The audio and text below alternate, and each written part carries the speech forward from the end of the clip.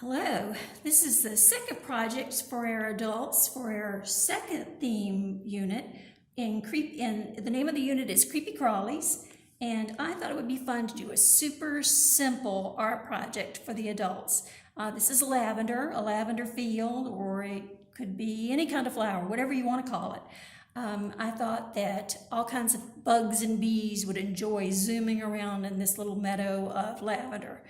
This is a super easy project. In your kit that you get, you're going to get a styrofoam plate to use as your palette. You're going to have a brush. You're going to have a wooden skewer. You're going to have Q-tips. You're going to get a little box that's got 4 different colors of acrylic paint in it. It will have a cover on it. If when you get your paint, it seems to be a little dry, just spritz it with some water and that'll get it all loosened up a little bit for you. You're also going to have in your kit a canvas board to do your painting on. You will need some water in order to wash your brush out with. You're also going to want some paper towels, and if you're like me, you're going to get paint all over you. But the good thing about acrylic paint is it washes off really super easy.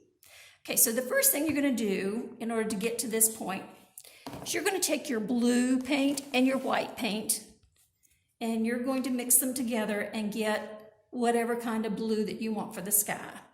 What I did was I took the white paint and added blue to it, just a little dot at a time, till I got the blue of the daylight sky that I wanted. If you'll notice, I've got some white and some dark streaks in it. That's perfectly all right. The sky is not perfectly blue. It's kind of streaked.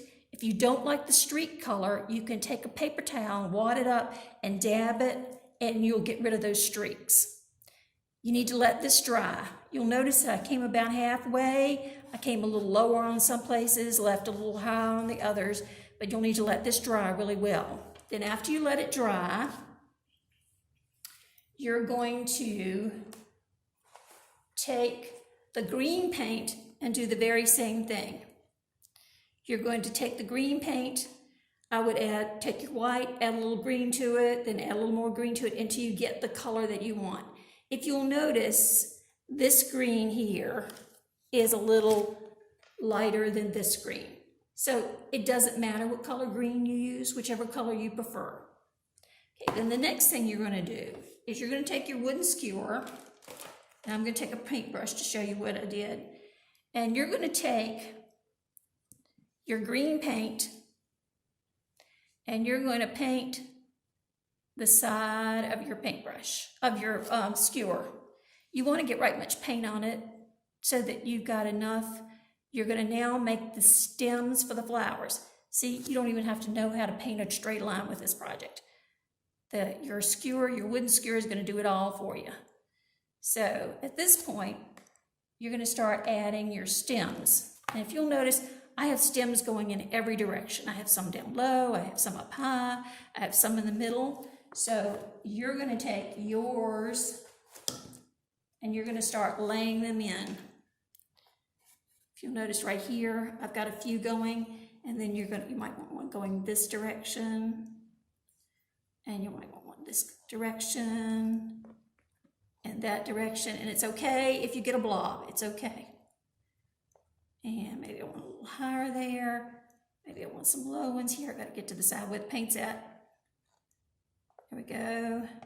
Maybe I want one there, one over here. So see, you're laying in your stems. Now you'll lay in a lot more stems than what I have here. So you're going to want to do some low and some high and get right much paint on the side of your wooden skewer. As you play with it, you'll know when to put a little bit more and when not to put any. Then you're going to take your purple paint, you're going to take your Q-tip, you're going to dip it in your purple paint, and you're going to start laying in the dark parts of your lavender just by dotting the Q-tip with the paint, and you'll know when your paint's getting low. And it's okay if you have some that are lighter than others, because all flowers have light and dark parts to them. You see here some that I've already done. These have dried out a little bit, so they're much lighter and much, I think, softer looking. Then you're going to take your purple paint and you're going to add it to your white, and you're going to get kind of a medium purple color. If you want to go darker, that's fine. If you want to go lighter, that's fine. You're going to dab the other end of your Q-tip in there, and you're going to lay in your lighter colors. And it's okay if they're not completely round. The more you dab, the rounder they'll get. So that's laying in your second color of your lavender flowers. Then you're just going to want to take your plain white. It's over here on this side. I've made somewhat of a mess mixing my paint. You're going to now put in some lighter colors. And you'll notice the ones over here have started to dry, and they're much lighter. They don't look as white as they did when you first put them on. But you're going to need a few lighter colors in there. Do all of the painting that you're going to do for your flowers. Get that all in there. You probably want them a little wider here at the bottom.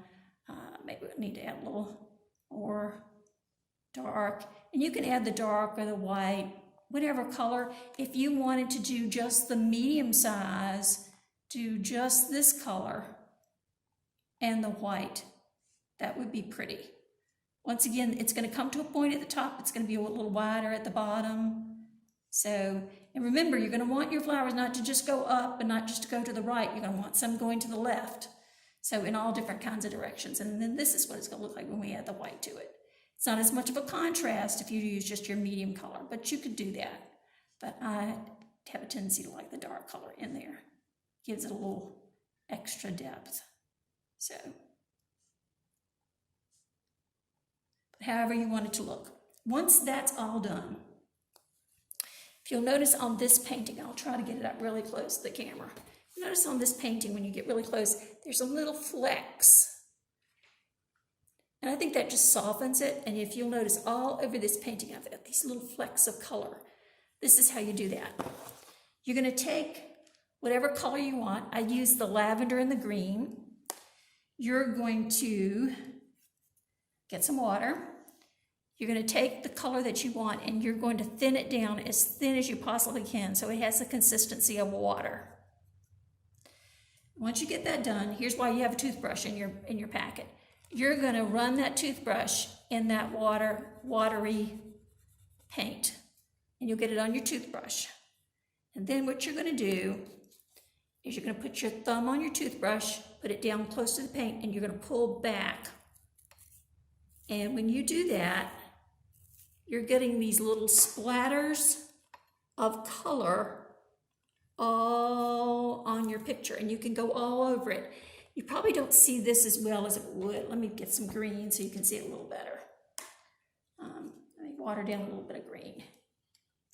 I'm kind of muddying my palette up here, but you're going to get that kind of watery, a little bit more color. Here we go. You're going to need to get it as watery as you can. You'll want to wash your toothbrush. I'm not going to do it just for time's sake, but you're going to dip, once again, you're going to dip your toothbrush into that watery color. There it is on the end. You're going to put your thumb here.